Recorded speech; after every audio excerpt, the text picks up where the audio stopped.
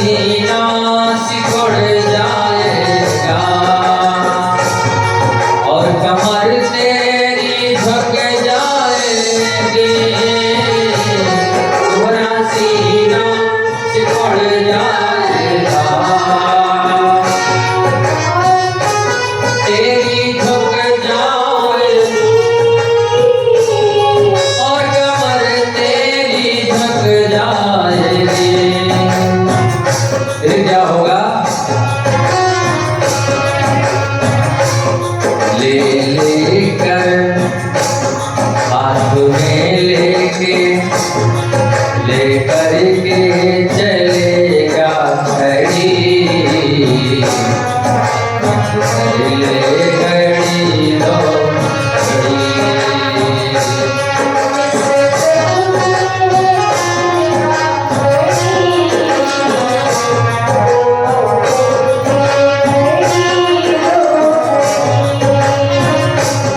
उस प्रभु की कृपा है बड़ी, नाम भूले घड़ी लो घड़ी। उस प्रभु की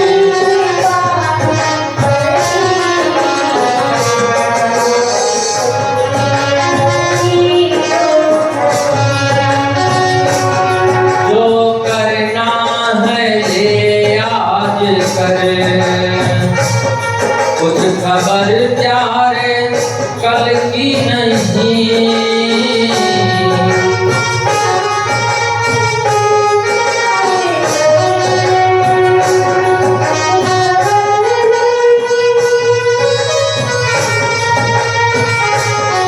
जो भी करना है ले आज करे, कुछ खबर प्यारे कल की नहीं।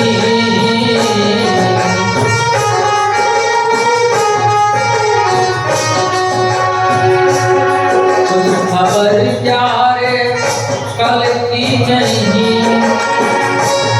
मानो चोले को कर ले सफल, दिल दे इसमें पल की नहीं। मानो चोले को कर ले सफल, दिल दे इसमें पल की नहीं। दिल दे इसमें पल की नहीं। टूटे टूटे सांसों की जाए लड़ी, टूटे सांसों की जाए लड़ी। याद कर ले घड़ी लो घड़ी। इस प्रभु की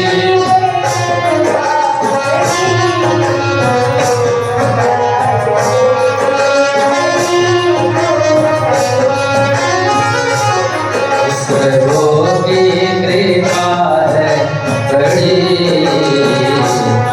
नाम भूले घड़ी लो घड़ी।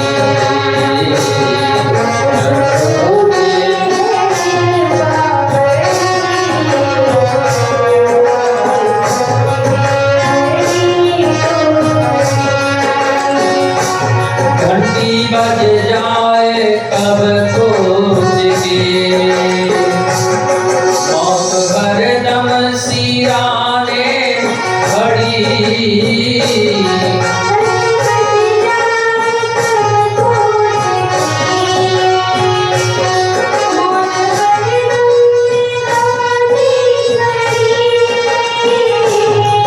मौत हरदम सिराने खड़ी। उस प्रभु की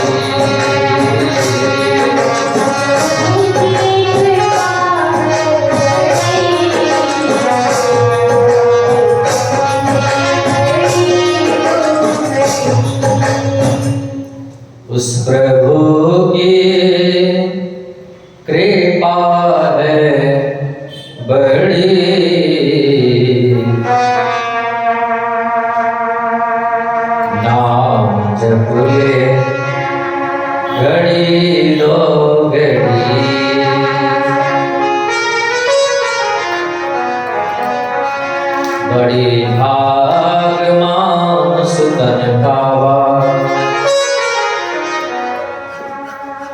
ये भागवत कथा ऐसी दुर्लभ कथा है जो देवताओं को भी सुनने को मिलती नहीं है। एक बार भगवान सुखदेव राजा परीक्षित को कथा सुना रहे थे। राजा परीक्षित को 7 दिन में मरने का श्राप लगा था। भगवान सुखदेव कथा सुना रहे थे, देवता लोग आए। देवताओं ने कहा ये जो भागवत कथा है वो हमको सुना दीजिए और राजा परीक्षित को अमृत पिला दीजिए। कैसा अमृत? हम लोग स्वर्ग से अमृत लेकर के आए हैं।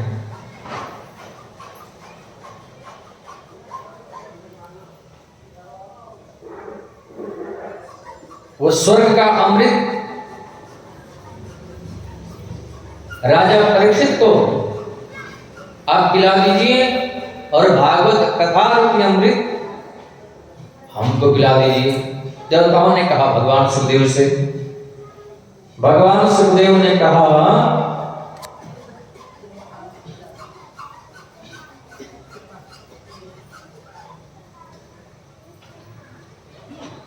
मैं पिला तो देता,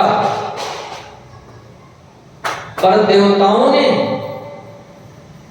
जो स्वर्ग के अमृत की तुलना भागवत कथा से करी,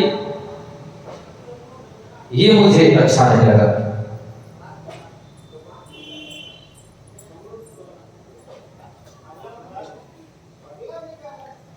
स्वर्ग का अमृत भगवान सुखदेव देवताओं को ठुकरा दिए। देवता लोगों को कथा नहीं सुनाए। सभी देवता लोग ब्रह्मा जी के पास में गए। जाकर के ब्रह्मा जी से शिकायत की। ब्रह्मा जी ने कहा अच्छा 7 दिन में देखो परीक्षित का होता क्या है। जैसे ही 7वां दिन आया, राजा परीक्षित विमान में बैठ करके जाने लगे। उनको विमान आया, वैकुंठ जाने लगे। ब्रह्मा जी ने पूछा अरे देवों, ये विमान किसका है? बोले परीक्षित जो 7 दिन कथा सुने हैं वो विमान में बैठ करके जा रहे हैं। भागवत कथा ऐसा भागवत में है क्या? बोले हाँ। ब्रह्मा जी ने कहा तराजू लाओ। ब्रह्मा जी ने तराजू पर तौला। तराजू के एक पलड़े पर दुनिया के समस्त संसाधनों को रखा, दूसरे पलड़े पर श्रीमद् भागवत महापुराण को रखा। और जैसे ही ब्रह्मा जी ने तौला, तुलभुन्यन्यानि जातानि गौरवेण महत्। ब्रह्मा जी ने जैसे ही भागवत को तौला, भागवत का पलड़ा नीचे हो गया और समस्त संसाधनों का पलड़ा ऊपर हो गया। ब्रह्मा जी ने कहा अरे देवों, ये कोई किताब नहीं है, ये कोई पोथी नहीं है, ये ग्रंथ भी नहीं है, तो क्या है? ये तो साक्षात मेरे कृष्ण हैं, मेरे गोविंद हैं। बोली भागवत भगवान की। ब्रह्मा जी ने दंडवत करी, प्रणाम किया भागवत को।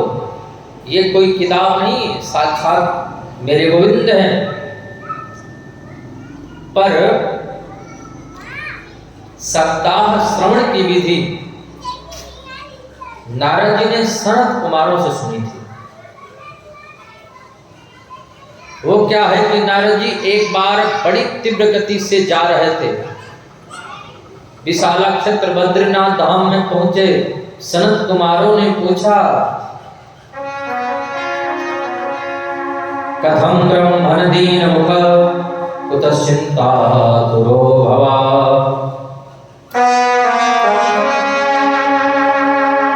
अरे नारद जी, आप उदास, कोई उदास व्यक्ति आपको देख लेता है तो उसकी उदासी दूर हो जाती है, और आज आप खुद उदास हैं। कहां से आ रहे हैं, कहां जा रहे हैं? नारद जी कहते हैं आपको ही हम ढूंढ रहे थे महाराज। हुआ क्या? बोले हम सारी पृथ्वी पर घूम करके देखे, मुझे कहीं शांति नहीं मिली। हर क्षेत्र, कुरुक्षेत्र, श्वेत बंध, रामेश्वर गया, जगन्नाथ, सब जगह गया महाराज। लोग एक बार सत्य बोलते हैं तो कहते हैं हरिश्चंद्र के बाद अब हमारा ही नंबर है, और झूठ 50 बार भी बोलते हैं तो उसकी कोई गणना नहीं करते हैं। लोग एक अच्छा काम करेंगे तो चाहेंगे कि पूरा समाज जान जाए, और कोई बुरा काम करेंगे तो चाहेंगे कि पड़ोसी को भी पता ना चले। बोलो राधे राधे। लोगों की ऐसी वृत्ति बन गई है। लेकिन जब मैं श्री धाम वृंदावन में गया तो मुझसे देखा नहीं गया। कल निनादनी पावन यमुना के तट पर एक युवती बैठी हुई थी।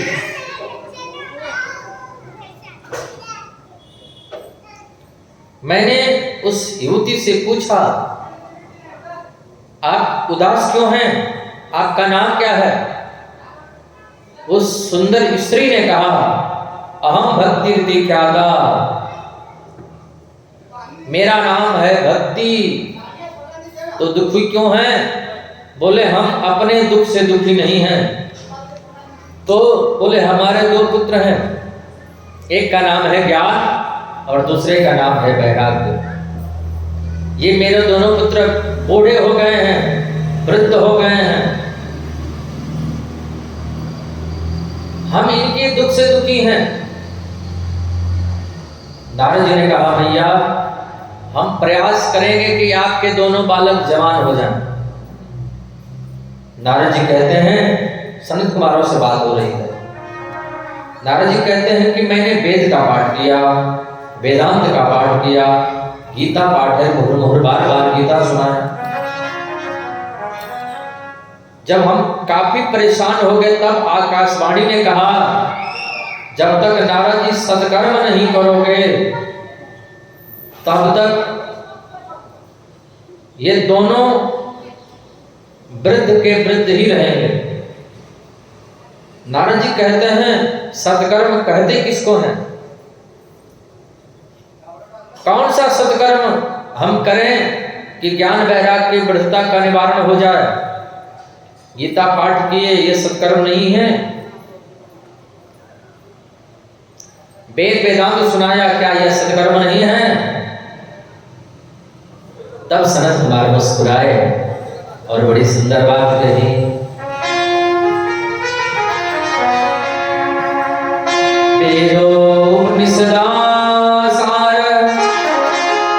जाता भागवती कथा। वेद और उपनिषदों का सार श्रीमद् भागवत महापुराण की कथा सुनाओ। जिस सत्कर्म के लिए आपसे कहा गया है राजन, वो सत्कर्म भागवत की कथा। नारद जी ने कहा, वेद और वेदांत जो सुनाया, बोले देखो वेद और वेदांत से ही भागवत कथा है, अलग नहीं है।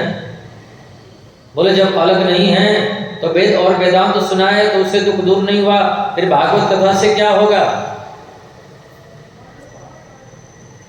बोले देखो वेद है वृक्ष और भागवत कथा है उसका फल। हम चाहें कि वृक्ष की डाली को तोड़ करके खाएं तो हमारा मुख मीठा नहीं हो सकता, लेकिन जब उसका फल तोड़ करके खाएंगे तो वो मीठा होगा। अब हम ये समझें कि वृक्ष से ही फल निकलता है तो फल की प्रतीक्षा क्यों करें? वृक्ष की डाली ही तोड़ करके खाओ ना। वृक्ष की डाली तोड़ करके खाएंगे तो दांत भले निकल जाएंगे, मुंह मीठा नहीं हो सकता। बोलो राधे राधे। क्योंकि वृक्ष का सार फल है, उसी प्रकार वेद और वेदांत का सार श्रीमद् भागवत महापुराण है, वेद का फल है। तो जो बात भागवत में है वो वेद और वेदांत में नहीं है। बोलो राधे राधे। जो काम चीनी से होता है वो काम गन्ने के रस से नहीं होता, जबकि गन्ने के रस से ही चीनी बनती है। मिठाई बनानी हो तो गन्ने के रस से मिठाइयाँ नहीं बन सकती, जबकि गन्ने के रस से ही चीनी बनती है, चीनी से मिठाइयाँ बन जाएगी। पूड़ी बनानी हो तो घी से पूड़ी बन जाएगी और दूध से नहीं, जबकि दूध से ही घी बनता है। अब हम ये समझें कि दूध से ही घी बनता है, तो घी समाप्त हो गया तो थोड़ा दूध डाल करके पूड़ी निकाल लें तो पूड़ियाँ नहीं बन सकती। तो जो काम घी करेगा वो काम दूध नहीं कर सकता है, जबकि दूध से घी बनता है। उसी प्रकार जो बात श्रीमद् भागवत महापुराण में है वो बात वेद और वेदांत में नहीं है। वेदो उपनिषदा सारं जाता भागवती कथा।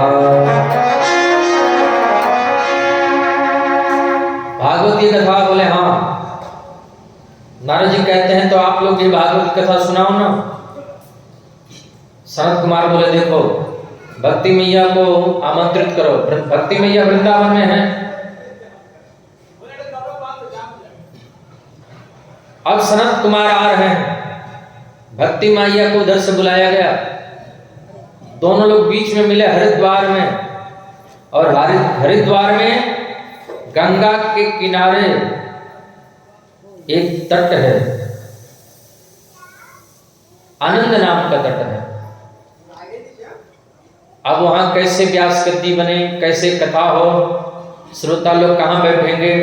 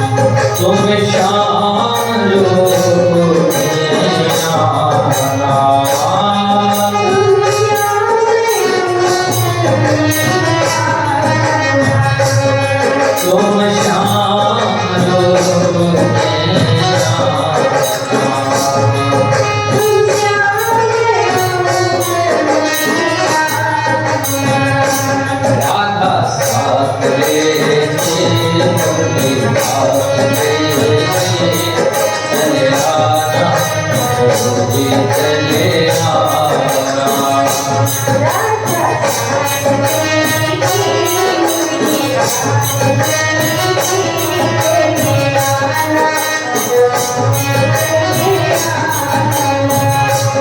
तुम राम हो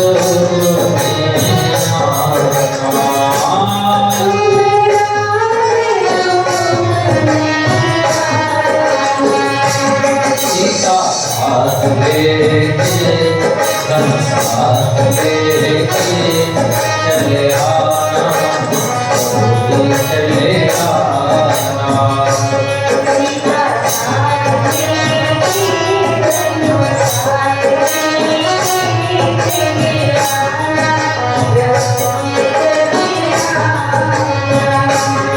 तुम शिव के रूप में आना,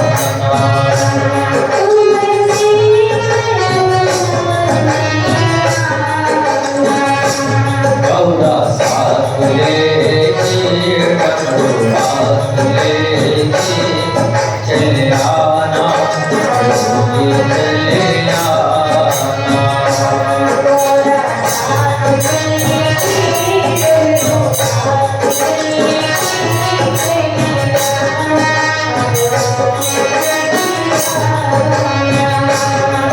चले आना प्रभु जी चले आना।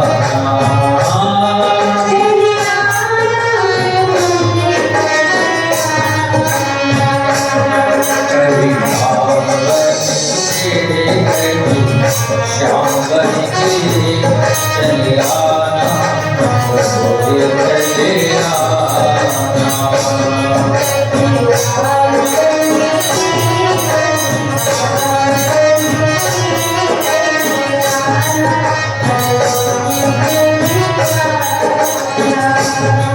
कभी राम बनेंगे, कभी श्याम बनेंगे, चले आना, मुझे चले आना।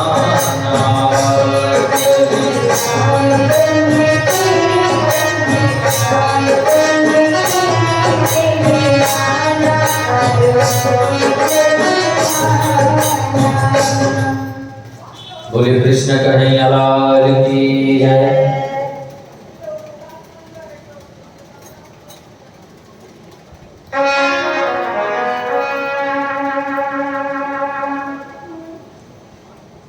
भक्ति महारानी वृंदावन से ज्ञान वैराग के साथ में आई है।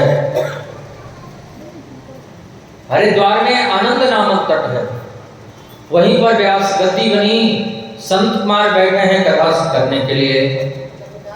अब पता चला कि सनत कुमार कथा करने के लिए आए हैं, बहुत भीड़ लगी वहां पर। सनत कुमार ने पहले तो महात्मा का गान किया, काशी वास करने से, गंगा स्नान करने से, जीवन पर्यंत तीर्थों में रहने से जो पुण्य मिलता है वह पुण्य भागवत कथा श्रवण करने से मिल जाता है। बोलो राधे राधे।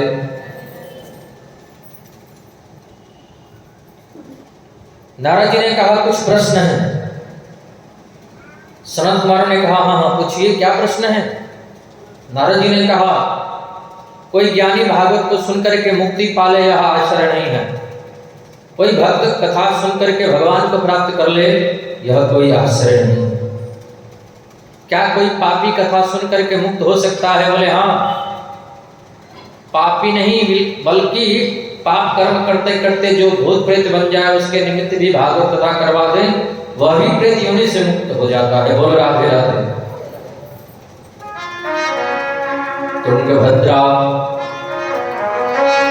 तुंगभद्रा नदी के किनारे एक आत्मदेव नामक ब्राह्मण रहते थे। घर में पत्नी है, पुत्र नहीं है, तुलसी का पौधा है, सूख जाता है, गाय है, बाज है। पंडित जी को पता चला मुझे पुत्र नहीं, इसलिए सब कुछ है, मरना चाहते थे, प्रणाम करना चाहते थे, वन में पधारे। किसी महात्मा ने उनको फल दिया, ये फल ले जाकर के अपनी पत्नी को खिला देना। जमीन पर लेटेगी, फल को खाएगी, किसी की शिकायत नहीं करेगी, निंदा नहीं करेगी, किसी से झगड़ा नहीं करेगी, चुगली नहीं करेगी। पंडित जी फल लेकर के आए। अरे धुंधली क्या है? महात्मा जी ने फल दिया है, प्रसाद दिया, इसको खाओगी तो सुंदर पुत्र रत्न की प्राप्ति होगी।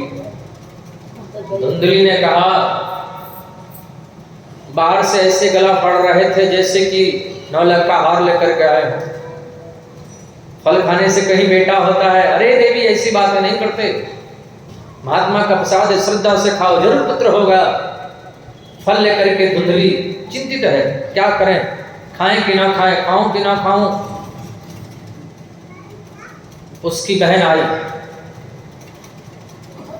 क्या बात है धुंधली? धुंधली बोली, हमारे स्वामी जी न जाने कहां से फल लेकर के आए और कह रहे हैं कि इसको खाओ, बेटा होगा।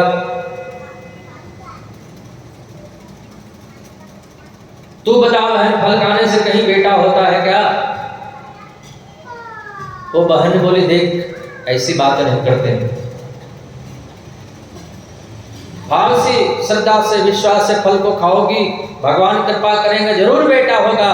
किसी पहुंचे हुए महात्मा ने अगर फल दिया है तो।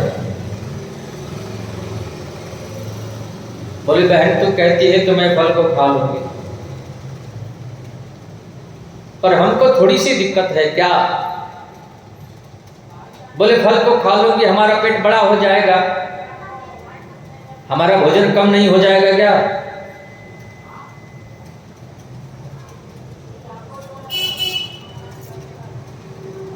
भोजन कम हो जाएगा, फिर मैं कमजोर हो जाऊंगी, फिर मैं दौड़ नहीं पाऊंगी, मेरा तो मरना ही होगा। बहन बोली, तुम्हें कहां दौड़ में भाग लेने जाना है?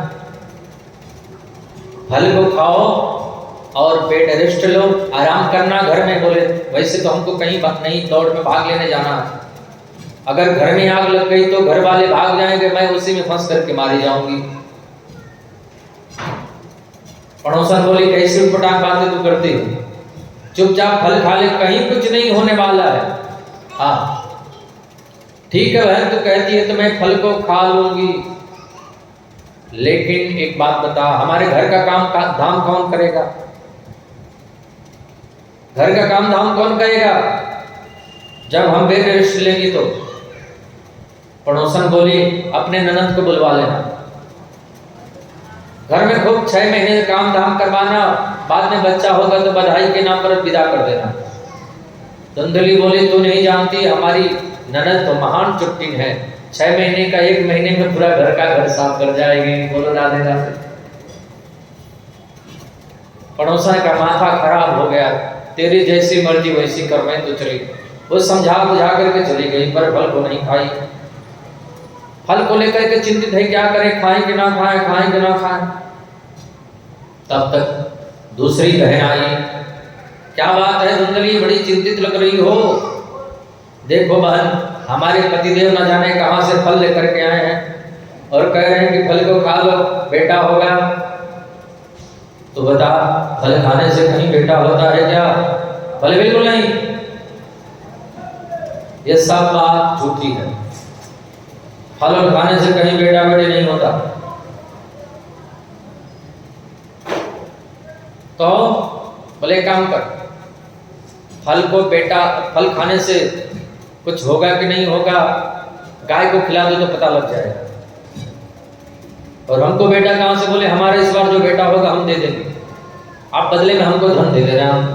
अच्छा ठीक है, बात पक्की हो गई। वो पड़ोसन अपना बेटा ला करके दे दी। कुछ दिन के बाद गाय से भी एक पुत्र हुआ, जिसका नाम रखा गया गोकर्ण। गोकर्णो पंडितो ज्ञानी धुंधकारी महाकल।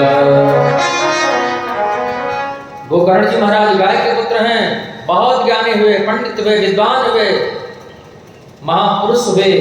और ये जो पड़ोसन का पुत्र लेकर के आई थी, ये तो बहुत बड़ा दुष्ट हुआ, कुख्यात हुआ। अब पंडित जी को पता चला 2 पुत्र हैं। पंडित जी बहुत प्रसन्न हुए। भगवान जब देते हैं तो छप्पड़ फाड़ करके देते हैं।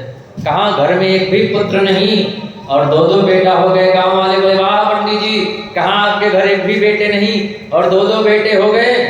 हाँ, अब पंडित जी बहुत खुश हुए, बधाइयां गा रहे हैं, लुटा रहे हैं, दे रहे हैं, ले रहे हैं, बहुत आनंद हो रहा है।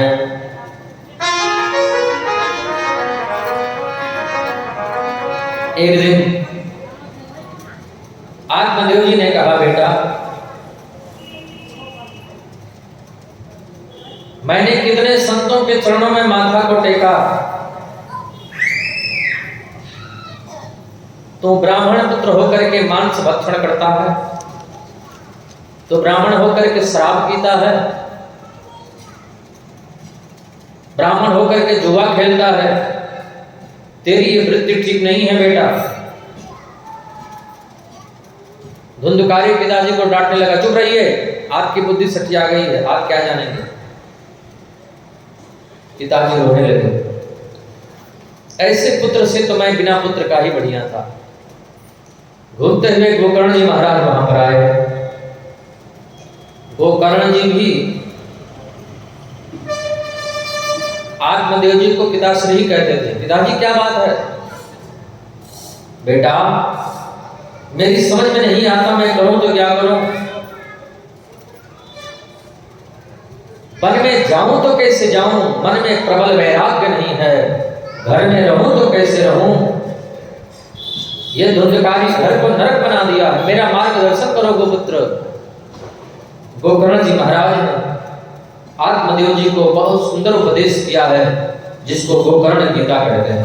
पिताजी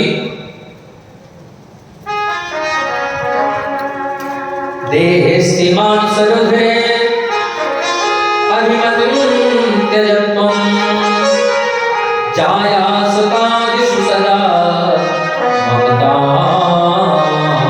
विमुच्य।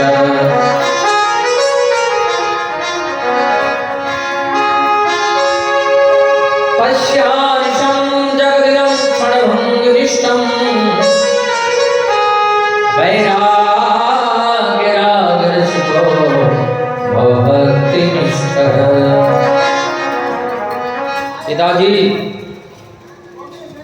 ये जो शरीर है ना, शरीर के प्रति आपकी आसक्ति है, इस आसक्ति को त्यागें। ये जो शरीर सप्त धातुओं से बना हुआ है, त्वक चर्म रुधिर मेद मज्जा मांस हड्डी, ये जो सप्त धातुओं से बना शरीर है, इस शरीर से आप आसक्ति त्यागी। अहमता और ममता ये दो रस्सियां हैं, ये दो रस्सियां जीव को संसार में बांधी हुई हैं। अहमता मैं और मेरा। पिताजी मैं और मेरा को त्यागिए और भगवान का भजन करिए। सबसे बड़ी मनुष्य की गलती यह है कि वो शरीर को ही आत्मा मान बैठा। हम शरीर नहीं है, हम आत्मा हैं, यह चिंतन करना चाहिए। पिताजी को आत्मदेव जी को गोकर्ण जी ने उपदेश किया, गोकर्ण जी घर नहीं सुन रहे। मां को मारने लगा, मां कुएं में गिर करके मर गई। अब घर में धुंधकारी अकेला पड़ गया।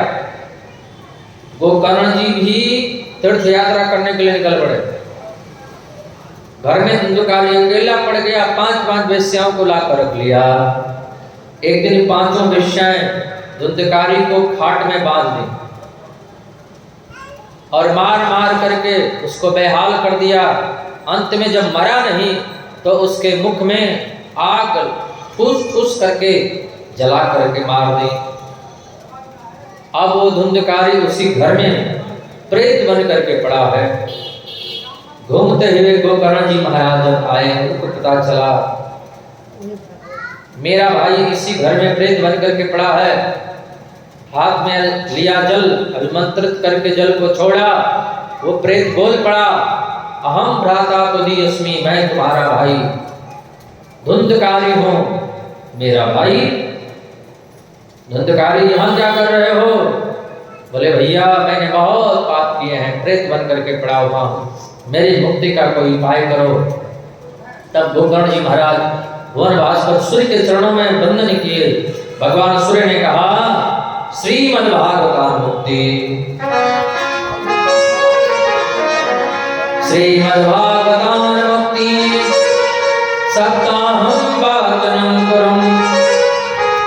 इति सूर्यवचः सर्वे परमरूपं दुष्प्रदम्।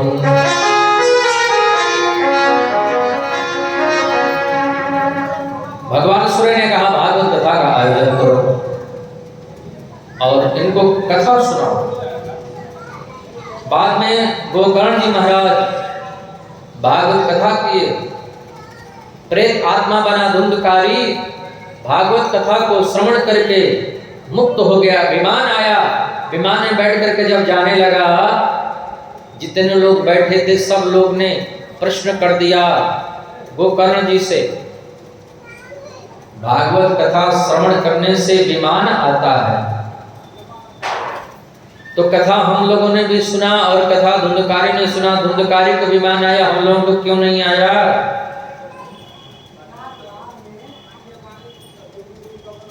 गोकर्ण जी ने कहा कथा सुनने के नियम है कुछ। कथा प्रारंभ होने से पहले आए और कथा हो जाने के बाद जाएं, पहला नियम। दूसरा, हो सके तो घी पी करके कथा सुने। घी नहीं मिलता है तो एक टाइम फलाहार लेके कथा सुने। फिर नहीं हो पाए तो दोनों टाइम फलाहार, नहीं हो पाए तो एक टाइम भोजन एक टाइम फलाहार, और ऐसा न हो पाए तो दोनों टाइम भोजन करो फिर कथा जरूर सुनो। बोलो राधे राधे।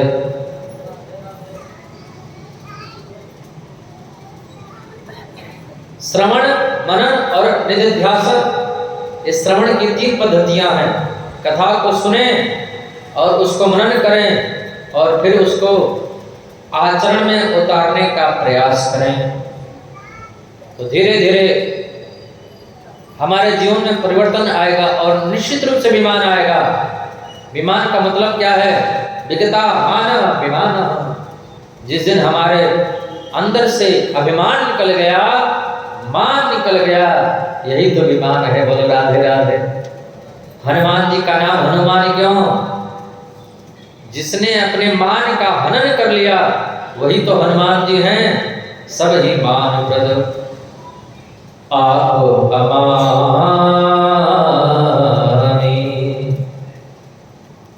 कथा सुनने के बाद जीवन कैसा होना चाहिए?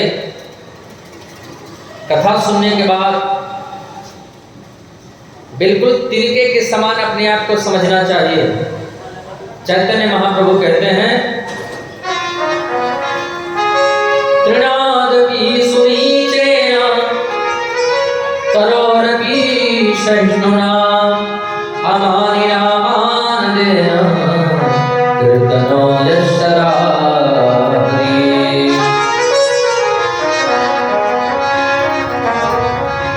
कथा सुनने के बाद जीवन बिल्कुल तिनके के समान हो जाना चाहिए। अपने आप को छोटा समझें, सबको सम्मान दें, सबका आदर करें, यही तो विमान का मतलब है। कथा सुन करके भक्ति महारानी के कष्ट की निवृत्ति हो गई, ज्ञान वैराग्य की बढ़ता का निवारण हो गया। भक्ति महारानी बोली, नारद जी मैं कहाँ जाऊं, कहाँ बैठूं? नारद जी ने कहा अब कीर्तन होगा और जितने श्रोता लोग भक्त लोग आए हैं, जितने यहाँ पर भगवान के भक्त बैठे हैं, भक्तिवती माताएं बहनें बैठी हैं, जयराम बाबा बैठे हैं, एक कमेटी के लोग बैठे हैं, आदित्यपुर वासी लोग जो बैठे हैं, सबके भीतर जाकर के भक्ति मैया आप बैठ जाओ। और जब भक्ति मैया सबके भीतर जाकर के बैठ जाएगी तो फिर भगवान सबके भीतर तो बैठेंगे ही बैठेंगे। बोलो राधे राधे। और संकीर्तन होने लगा, भक्ति महारानी खड़ी होकर के नृत्य करने लगी, नाचने लगी। आइए हम भी संकीर्तन करें। श्री कृष्ण